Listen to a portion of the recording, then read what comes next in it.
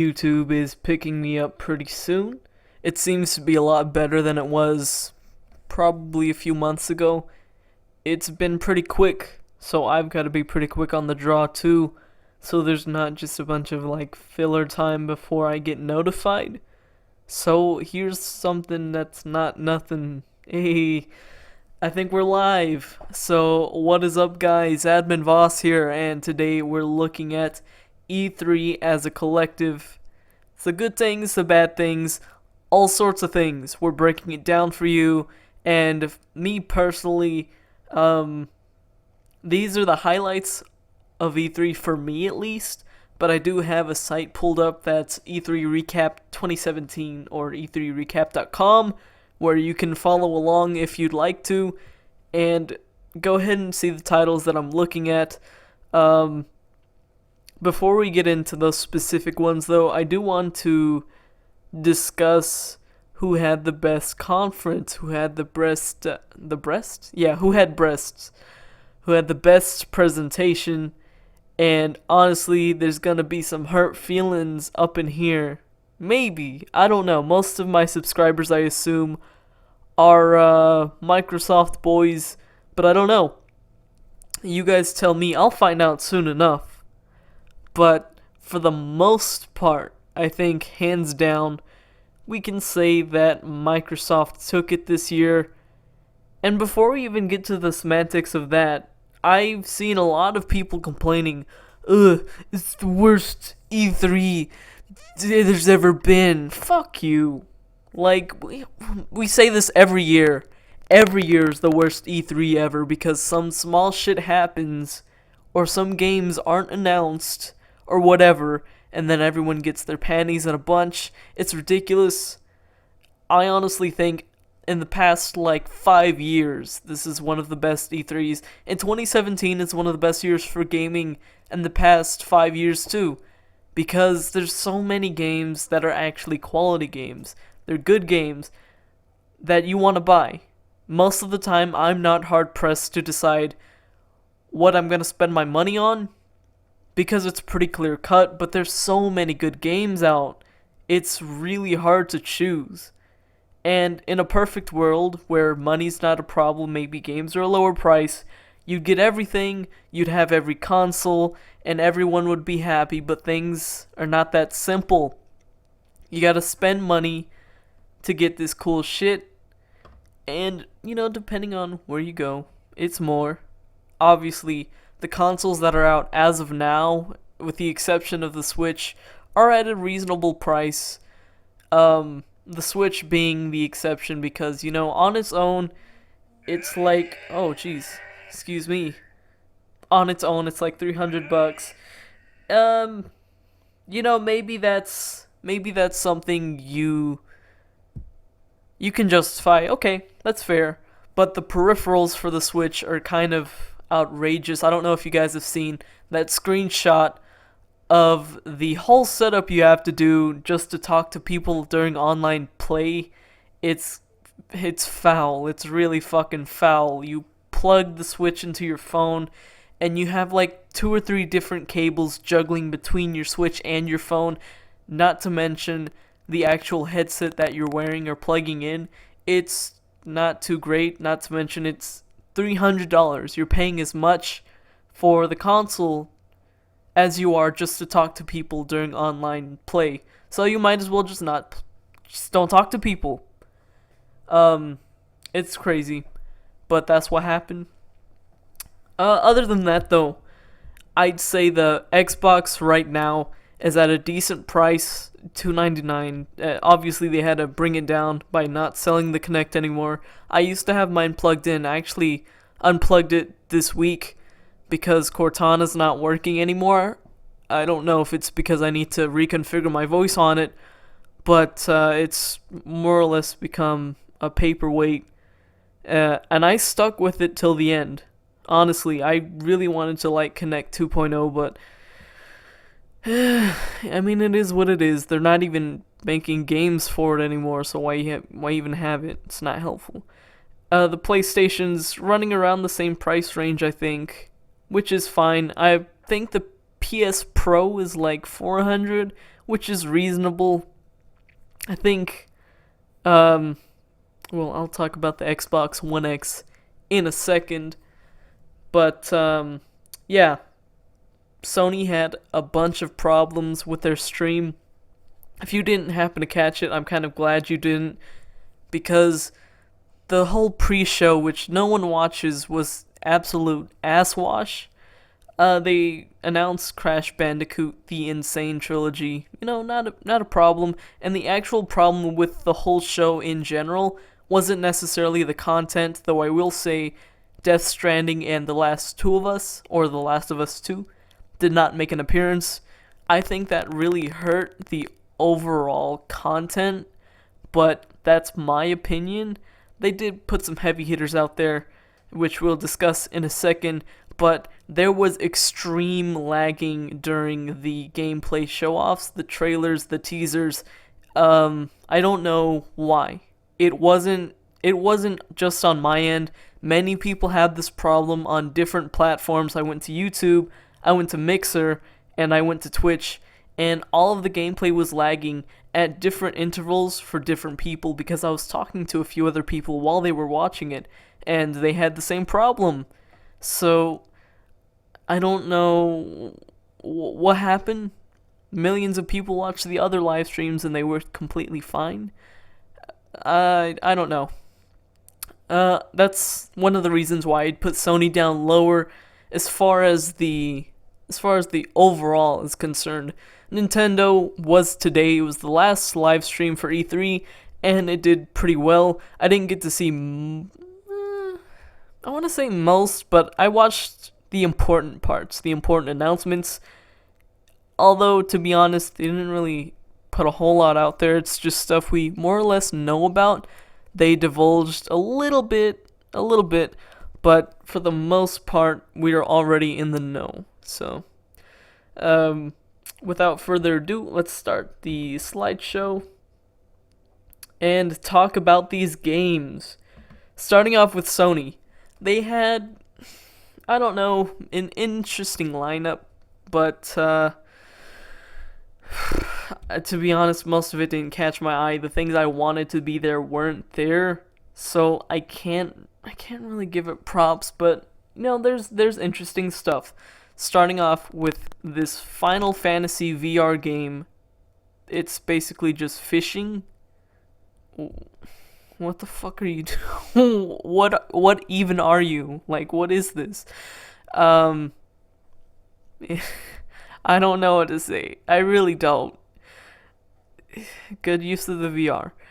Next is the Impatient VR. A lot of VR in Sony's. I'm kind of glad that they're actually putting their headset to use. But the Inpatient is basically just this weird insane asylum thing. I think the assumption is you're being taken to this asylum, you're admitted, and you're not insane, obviously, but there's a bunch of crazy shit happening, and you're just kind of in the middle of it. It is VR, like I said earlier, so I'm really interested to see how that goes down. And before I go any further, I am leaving certain games off the list on purpose. If you want to see a trailer for a game, then please put it in chat, and I'll go ahead and do that for you. Next is Yakuza. For those of you not in the know, Yakuza is sort of like Grand Theft Auto, but for Japan. Obviously, there's not going to be a whole lot of car play because you don't really drive a whole lot in Japan. It's mostly walking and stuff, but it's pretty rad. There's some cool fighting systems. They're remaking the first Yakuza, and I believe they're on Yakuza 7 as of now, but they're releasing Yakuza 6 to the West pretty soon. I know Yakuza 5 came out not too long ago, and so did Yakuza 0. Pretty interesting stuff. I do recommend it if you have a PlayStation, because that's the only place you can get Yakuza games. You can't get them on PC, as far as I know. Unless you emulate the older ones, but they're remastering the new ones. They are remasters, and they're pretty good. Spider-Man. Spider-Man was wild. There was a lot of cool stuff to see. A lot more polished and a lot more interesting than the previous Spider-Man games. I think the last one to come out was Shattered Dimensions, which wasn't really bad per se, but it wasn't necessarily the best from a gameplay standpoint. It was kind of repetitive, and certain Spidermans, I don't know, they just weren't too fun to play as. God of War, the whole deal with God of War now is he has a daughter or a son or something, very androgynous child, and all the Greek gods are dead because Ares killed them, or Kratos, whatever the fuck. I gotta be honest, I don't give a shit about God of War, but it looks interesting now because they're moving on to Norse gods. Whatever, it is what it is. I'll be looking at it, but I don't have a PlayStation, and if I did, I probably wouldn't buy it, just to be honest. The gameplay does look a little bit different than what you're normally used to as far as the God of War title is concerned. Just a little bit. I don't know if it's the graphic upres or whatever, but it looks good. Next is Detroit Becoming Human. It's a David Cage game. If you don't know who it is, then he's from the same people, Quantic Dreams, who made that fucking game about the origami killer, Heavy Rain. He made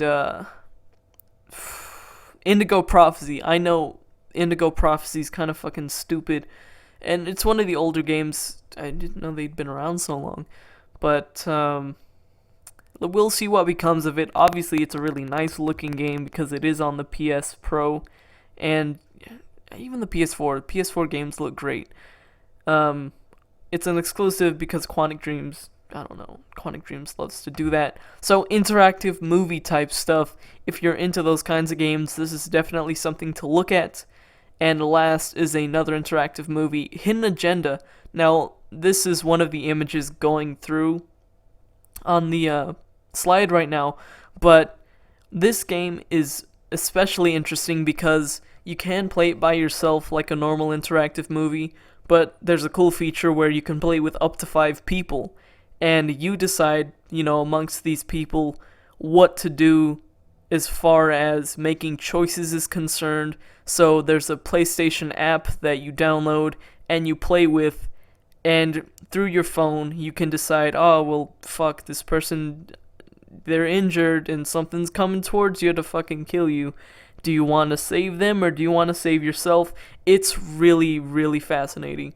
And I think that's something that we should all be looking forward to, because that is kind of a twist on the typical interactive movie genre, just making choices.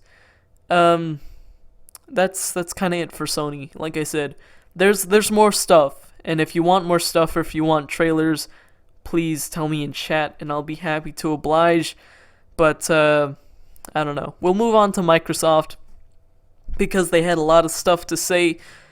The biggest announcement being the Xbox Scorpio, or the actual name, not just the working title, the Xbox One X, which I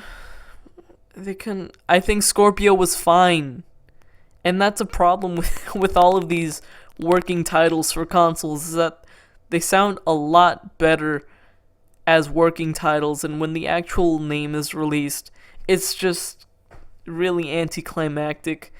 I kind of wish it was the other way around. Obviously, the Xbox One was called the Xbox Durango, I believe. Would have been a really cool console name, other than Xbox One, which still doesn't make any sense. And the whole naming convention is kind of wild now, to where, to shorten it, it used to just be Xbone, but it might just be Xbox again. Xbonex? I don't know. That sounds like a gamer tag, but they've got a lot of interesting specs. Obviously, they're really pushing 4K, and whether or not you have a 4K TV really depends on how much value you'll get out of a system like this. And a very contentious point for this is the price. Now, I think this is personally, I think this is a reasonable price. I think it's like $5.99 or $4.99 for a 4K gaming system. Like, there's PCs that to input 4K, or output 4K rather, you'd have to pay quadruple digits, at least in the thousands. So for people to be complaining about having to pay half that price is kind of crazy. It's basically, all consoles are basically PCs, maybe downgraded a little bit, but if anything, this is an upgrade. This is what most PC builders aspire to have: 60 FPS, 4K output, 4K video, 4K gaming. I don't know what they could do to market it to those people who see it as a problem. It's really not. I'm hyped for it, but I know a lot of mixed reactions, at least from the people I watched E3 with. They're kind of iffy about it. I don't know. Take it as you will. I'm personally excited, as well as original Xbox, the actual Xbox One games being backwards compatible now. So it's not just 360 games. It's, I don't know, original Halo and stuff that, to be honest, you're probably already emulating, but now you can play it on your Xbox console, be it the One or the One X. That's pretty good. No complaints there. Although when they were presenting it, they threw out a term that was really retarded, and it was teraflops. What the fuck is a teraflop? It's running at 37.7 teraflop GPU. I don't think that's something even PC builders give a shit about. That's just a random number that you're throwing out to sound impressive. It is a good number, though. I'm not going to fault them there, but the average consumer, especially the console consumer, does not care about terms like teraflops. I don't know. Cuphead, one of the games, I think it was the picture just before this one. Cuphead is finally coming out this year in September, I believe. September 29th, something along the lines of that. And it's about time, but they might push it back anyways, because I think Cuphead's been announced since like 2015, 2014 even. It's been around for a while now. It's seen a few E3s, so we'll see if it actually comes out, but most likely it will be pushed back. For those of you who don't know, Cuphead is obviously the Cuphead man who looks like Mickey Mouse. That whole vintage aesthetic that's, really cartoony, basically Disney. It's really interesting, and it's supposed to be pretty difficult of a platformer, so if that sounds like it's up your alley, then it was for me. Next is Tacoma.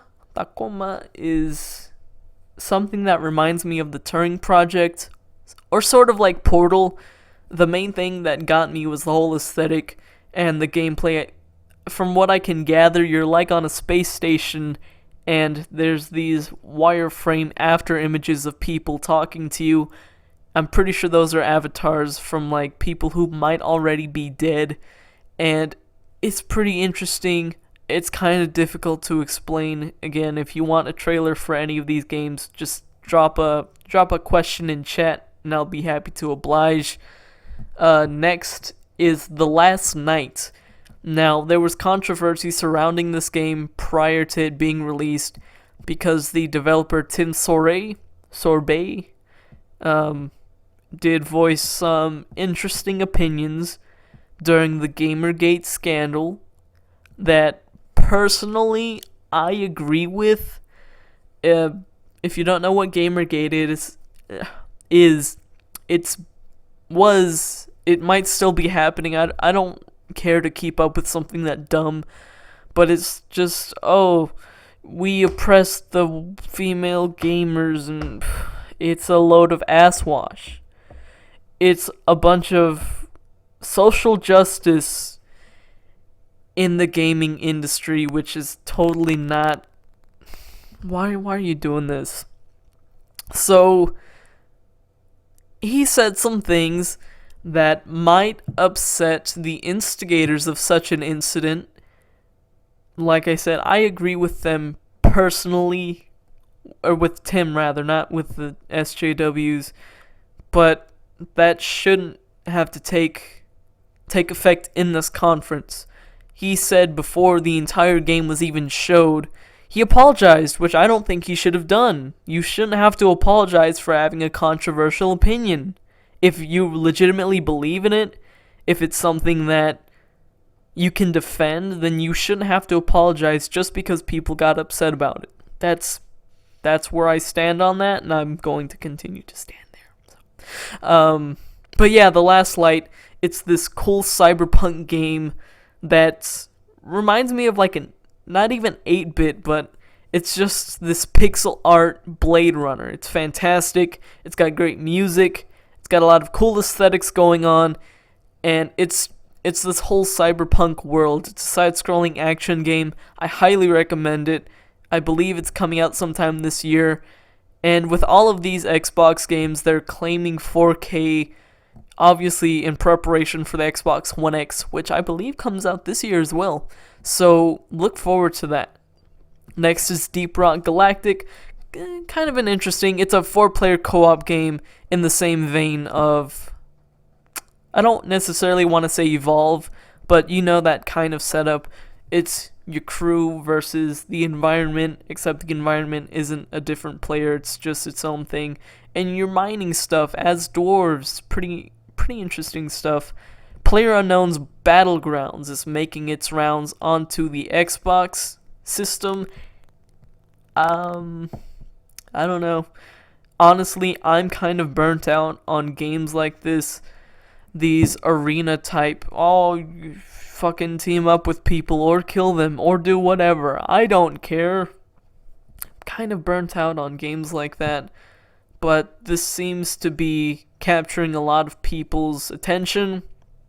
Not saying it looks bad, but it's personally not something I see myself playing unless a large group of friends wants me to. Take that as you will. You've probably already heard of the game. It's gotten pretty popular as of late, and I can see why, but it's not something for me. The Artful Escape, this one is a bit similar to The Last Night. It's a little bit more upbeat. You're playing as a musician's son. You are also a musician. You play the guitar, and you're side-scrolling, adventuring, just kind of cool stuff. I don't know how to explain it. You're playing music and stuff. It's a platformer, and I almost want to call it a rhythm game, but not really. It doesn't count as a rhythm game, but whenever you play notes, platforms pop up, or something in the environment will happen because you're playing your guitar. It's really interesting, and I really like the art. It's kind of this 2.5D paper aesthetic. It's nice. That's all there is to say. And Dragon Ball FighterZ, I don't care about Dragon Ball, to be honest. I mean, I'll watch it if it's on, but I'm not actively looking to watch Dragon Ball, and yeah. It is what it is, though. I know a really huge Dragon Ball Z fan who's very much looking forward to this, because it's not the conventional Dragon Ball game of just fighting. There's an actual storyline. I believe it might be following Super storyline as of now. Like I said, I don't really keep up with Dragon Ball a whole lot, but honestly, it does look good. It does look like the kind of anime game that the Xbox kind of needs, because there's not a whole lot of variety as far as JRPGs or just anything like that is concerned. So good on you, Dragon Ball FighterZ. Next is Ashen. This is a Souls-like game. Why is my voice cracking so much? Maybe I'm talking a lot. I think that's probably it, because this live stream's gone on for quite a bit of time now, 24 minutes. But we're halfway there, so we'll continue. Ashen is a Souls-like game that's got this claymation, not necessarily claymation, but everything is smooth. Your characters don't have faces, but it's more or less Dark Souls. Like, the whole light stuff is definitely present there. The environments are definitely present there. The enemies are a little bit varied, but it's inspired by Dark Souls. You know the whole runaround on that kind of stuff. It looks good though. Ooblets is this thing that reminds me of Pikmin. It's that really goofy picture that keeps on cycling through it. That girl with those little fucking ball things following her around. You plant. I assume it works similar to Pokemon. Maybe. It's an RPG. So you plant these little guys. You pluck them out of the ground. And they follow you around and fight with you. It's really interesting. I really like the cutesy, kawaii art aesthetic. So big thumb up for me. I'm probably going to play that. Might even do it for the channel. As far as live streaming is concerned, Xbox has moved over to fucking Mixer. Do I have to set up an account for that? Anytime I try to stream on Twitch, it just doesn't let me. I don't think snapping apps is even a feature anymore, so I'll see. I don't want to move to Mixer, but I might have to. Last on the list is Minecraft 4K. Who gives a shit? Also, it's Minecraft. It doesn't need to be 4K. How sharp can these pixels get? They're so fucking big. They don't need to be 4K. But I get it. You have to do it for the Xbox One X. Honestly, I'm tired of hearing about Minecraft. And now the stream is lagging because I'm really mad at Minecraft. I'm gonna go ahead and blame Mojang, if they're even the same people who did it. Okay, it's the frames. The frames are fine. Fuck you. I'm tired of Minecraft. I really don't want to hear about it. But there's still interesting stuff going on. You can now cross-play with Switch, which is interesting. Incidentally enough, I have not heard about cross-play with the Sony guys, so it looks like X-Boys and Switch will be playing together, and Sony can, just, I don't know, enjoy your 60 FPS 1080p gaming. How about that? Nintendo, like I said, I missed some of the things here, but the things I did catch seem to be the most important out of the whole lineup. First is Pokken Tournament DX. Who asked for this game? Really, I know Pokken wasn't a bad game, but I don't know anyone that still played it after like the first month, and usually that doesn't happen with Nintendo games, but at least they got the funding for it. Or maybe it's a bad thing because they made another one. And most of the people were complaining, oh, where's the next actual Pokemon game? Well, guess what? Switch gave it to you. It's untitled. It's a working thing right now. They're still in the early processes of making it, but it's been described as a Pokemon Core RPG game for the Switch, so look forward to that. We'll probably hear about it soon. I know there's other game conventions and stuff that happen, so it might be put on later. Oh, hey, what's up? It might be put on later. You missed the announcement of Dragon Ball FighterZ for the Xbox One, and I think it's on Windows too. I forgot to touch base on one thing with Microsoft's conference. There will not be Xbox exclusives anymore, like ever. The whole thing is whatever you can buy on the Xbox Marketplace, you will also be able to buy on the Windows Marketplace. So there's not ever going to be a truly exclusive Xbox One game anymore. And if you have both systems, then that's a good thing for you, actually. Because that means crossplay. That means you don't have to rebuy games. If you buy Dragon Ball FighterZ on the Xbox, you can play it on the PC and vice versa. So that's not a bad... Oh, good. That's not a bad thing at all. But I'm sure Sony fanboys will definitely, put that over someone's head and say, oh, well, our games aren't on PC, so they're really exclusive. I don't care. But back to Nintendo. There's only a few more games here anyways. Metroid Prime 4 was teased. And teaser might even be a a generative like term. Okay, they literally just had a flaming 4 on screen and then Metroid. I think that's one of the images I have cycling through here right now.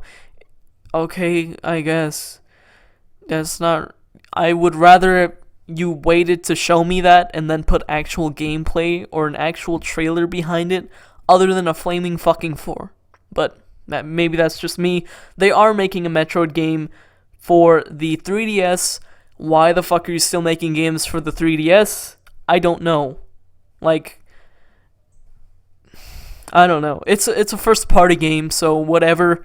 It is what it is, but we're already moved on to the Switch. I'd get it if you basically made another Wii U, a Wii W, where you can't take it anywhere, but the Switch is it's a hybrid, okay? You can dock it and you can take it with you. So why are you still making games for the 3DS? I don't know. That bothers me, but the game doesn't look too bad itself.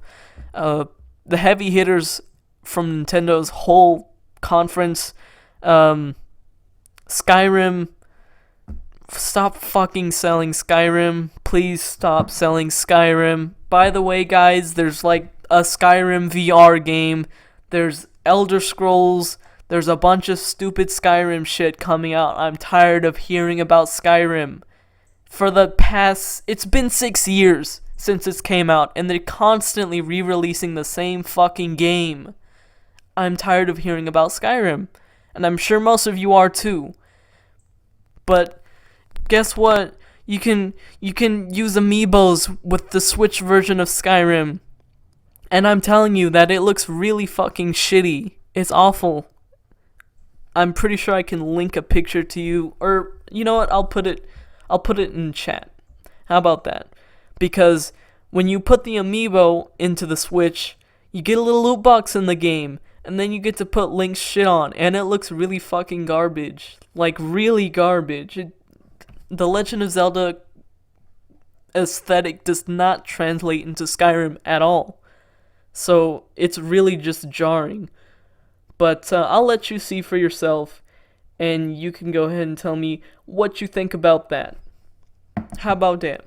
Oh yeah, Rocket League is coming to the Switch. I'm also kind of tired of Rocket League, but that is what it is. It's soccer with cars. It's a cool idea, but it's not for me. Personally, it's not for me. I don't see the whole appeal of it. But maybe that's just me. Maybe, I don't know. I could personally not give a shit. Super Mario Odyssey. Pretty interesting stuff. It's odd, but in a good way. At first I was kind of scared of Mario's hat, because I don't think a hat should be like a sentient thing. But apparently it is now, and that's... what the fuck? Okay, I'm gonna have to hold up. Oh yeah, for the fucking... for the leapfrog. But yeah, you can throw this fucking hat with eyes on things, and it'll possess it like a parasite. I don't like the undertones that Nintendo is going for. It's kind of scary, actually. I don't like the idea of it, but it looks good. Thumbs up. You did good, Nintendo. One thing that I don't think you did good, and the last thing on the list is what's on the screen right now. Super Mario plus Rabbids Kingdom Come, whatever. I don't even know what the whole thing is called, but it's basically a tactical strategy. It's basically a tactical strategy game with Mario and the Rabbids, and the trailer doesn't do it any justice, I don't think. I think it looks like a piece of shit, but other people seem to enjoy it. It's not even something I can get mad at. It's just, it's stupid. It's basically XCOM and Mario. Speaking of XCOM, let's move on to all of the multi-platform games. XCOM 2, Enemy, Chosen, some bullshit. It's coming out. And I love this with the XCOM games, is that no matter what ending you get, there will always be one canon ending, and more often than not, it's the shitty ending. Oh yeah, most definitely. I mean, personally, I don't give a shit about the rabbits. They're funny. I think they had like a really shitty cartoon on Nickelodeon for like a week, and then they canceled it because French people are weird. And yeah, I don't understand the whole concept of rabbits, but it is what it is. Fuck, I forgot what I was talking about. XCOM. Um, it's it's tactical strategy stuff. Obviously, it's a really hard game. If you can't stick with it, there is a learning curve, and even then, there's random shit. When you're moving your soldiers around, they can get scared and start shooting at their own team. They can panic and like kill themselves. It's definitely unpredictable. The AI is tough to manage, but it's a fun game. Out of the like two I've played, I never beat them because I've started so many different routes. Some of them get really shitty and I lose, so I just re-up the save and do things differently. And for the most part, I think on Enemy Unknown, I'm as positive as I can be. All of the countries are still on my side, but it doesn't really matter because the developers say fuck you. If you beat the game under the good ending, it doesn't matter because the canon ending is that you got your shit kicked in and now the aliens took over. I love that. I absolutely love it. So that's where we are with XCOM. There's a whole resistance force now. There's 3 of them, but they don't get along, so you've got to be the diplomat between them. All the while, there's Zambimbi aliens, there's a bunch of crazy stuff going on. It's really interesting. If you're not into XCOM, I would highly suggest you take a look at it, because it's something that's definitely worth your time. Next is Anthem. Basically Destiny, but good. I'm gonna say I don't give a shit about Destiny. I don't really care for Bungie in general. Destiny looks okay, I guess, but the whole partnership with Taco Bell was weird, and they dropped them pretty quickly because there wasn't a whole lot going into the game. I think the last DLC came out like a month or two ago, and this game's been out for a year or two, which seems kind of desperate. It's the same thing that GTA 5 is doing. It's kind of flailing its arms around, trying to keep people playing it.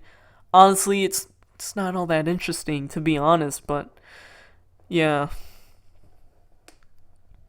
I'm saying, dude, you could get the Xbox One X for $4.99. Like I said, not a bad price, but it's Xbox games. You're not gonna get a whole lot out of that. There is a new Metro game coming out, same as Metro Last Light and Metro 2033. It's Metro Exodus. So basically you're leaving the underground. I think you're going into like a German area probably. I only make that assumption because all of the content I'd seen showed like German subtitling and stuff, but probably that's not the case. You actually do overlook the Kremlin, so I don't know what the fuck I'm talking about. But not a whole lot was shown. It's a lot of cool stuff, though. Metro is really good for the atmosphere. I really like the gameplay. I'm actually making my way through Last Light right now, so we'll see how that goes. It's always on sale, too, so there's not going to be a problem if you catch up with the game now. It's good stuff. I'm saying you can get the whole bundle for like $5. I did last month. Again, not a problem. Really good game. Look forward to it. Wolfenstein 2: The New Colossus. I don't know why people complained about this because it looks really great. It's better than most of what Bethesda put out on display. Cause honestly, the whole Bethesda, I like what they were trying to do, right? Bethesda Land, look at all the rides and fucking this aesthetic. It's meant to be like Fallout. But honestly, they didn't put too much out there other than like 5 different versions of the same Skyrim game. And more or less, one thing that really grinded my gears was the inclusion of paid mods. Why would you pay for them when you can get them for free? Whatever. Thank you, Bethesda, for that. You continue to be questionable. You make good games, but I don't know that you really know how to market them properly. Whatever. Wolfenstein 2 looks great. The Evil Within 2, who the fuck asked for this game? Doesn't look bad, but I don't think we need another Evil Within. I really don't. We also don't need another Dishonored, because the trailer seems to show that it's not really about stealth. Again, though, even the first game wasn't that much about stealth, which sucks because the game should continue to reward you for being stealthy. There's systems in play to where if you kill too many people, there's more rats, there's more corruption, there's a bunch of stupid shit going on. It makes the game harder for you, but it's fun to play the game like a fucking maniac and just go around slashing people up and killing them. I feel like you don't get rewarded enough for being stealthy. Yeah. I don't know. Again, Bethesda, I think they dropped the ball, but for the most part, we focused on the main 3 developers and publishers, and, you know, like I said, this E3 wasn't bad. There's games that I don't really give a shit about, but none of it looks bad per se. I think it was all well put together, and, you know, even despite Sony's horrible streaming quality, I think they still put some good stuff out there. Just the weaker out of the 3, to be honest. Vampire. These are the same people who made Life is Strange, which is also another entry on the list. And it's interesting because Don't Nod, the developers, I'm pretty sure they've never made an action game before, but you wouldn't be able to tell from this. It looks interesting. It's basically these Victorian-era vampires. And everyone's hunting for them in Britain. I'm assuming it's somewhere in Europe, if not London. And here you go, you're the vampire. You kind of look like a hipster, but that's just Don't Nod's aesthetic. Also seen in Life is Strange Before the Storm. I don't think this is a necessary title because, for the most part, everything in Life is Strange was explained to you. So you don't need to go back and... Yeah. Life is Strange is good, though. If you haven't played it yet, it's one of those games that's always on sale, just like Metro, so pick up a copy if you can. Maybe it'll compel you to play this, which is not a bad game, but not necessary either. Let's see. Battlefield 1 in the Name of the Tsar. I think that was on the screen not too long ago. I have sort of a problem with these shooter games that are coming out because it's pandering. It's everyone in a circle jerk, right? Going, I hate the future games. Bring it back to the old days where they shot guns. And these companies are giving into it. It's stupid. World at War is already a thing, so why are you making Call of Duty World War II? If anything, you should have just made a war that wasn't covered yet. I'd love to see a Revolutionary War, and don't give me that bullshit of, oh, you need to reload or whatever. No, obviously that's not the case in these World War II and World War I games. They don't care about that. And anyone making a game in that era would not want to put a slow-ass reload as a feature. Just do something different, alright? Maybe going into the future wasn't necessarily the best thing to do for Call of Duty or for Battlefield. As far as I know, Battlefield's never done that before, so good on you, I guess.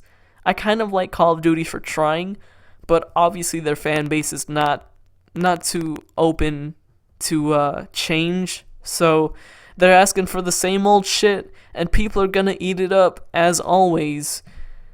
Can't say I'm surprised when people are like, oh, well, yeah, you fucking asked for this. You bought all of their fucking games. You can't buy a game and then complain about it and keep playing it. You can't keep supporting that fucking developer if you don't like what they're doing.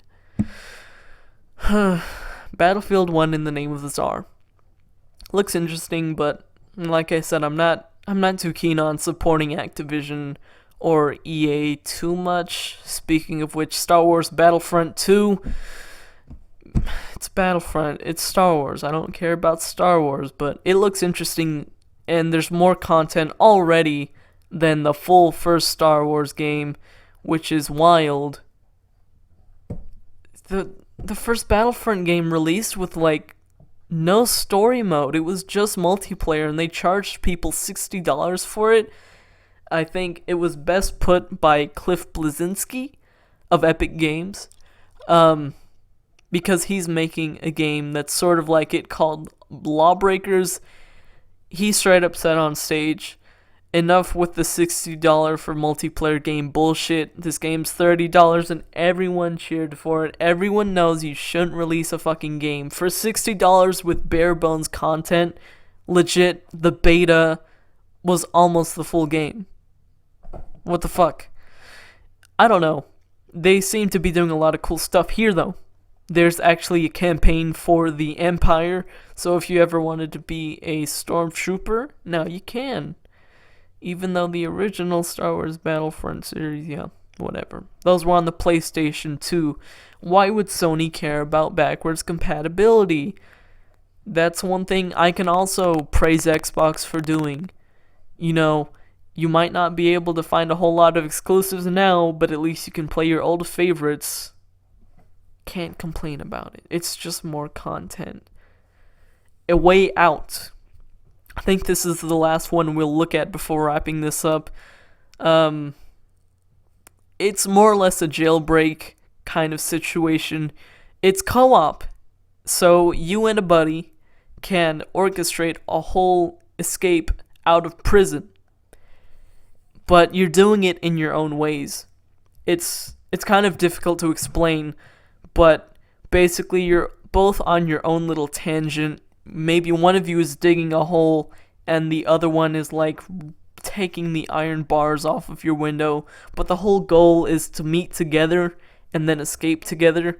It's really interesting, and I definitely think it's something worth looking at. So I think that'll call it for this E3 roundup and highlight. For those of you wondering what games are on the screen right now, this is Tacoma, the game coming out on Xbox and Windows.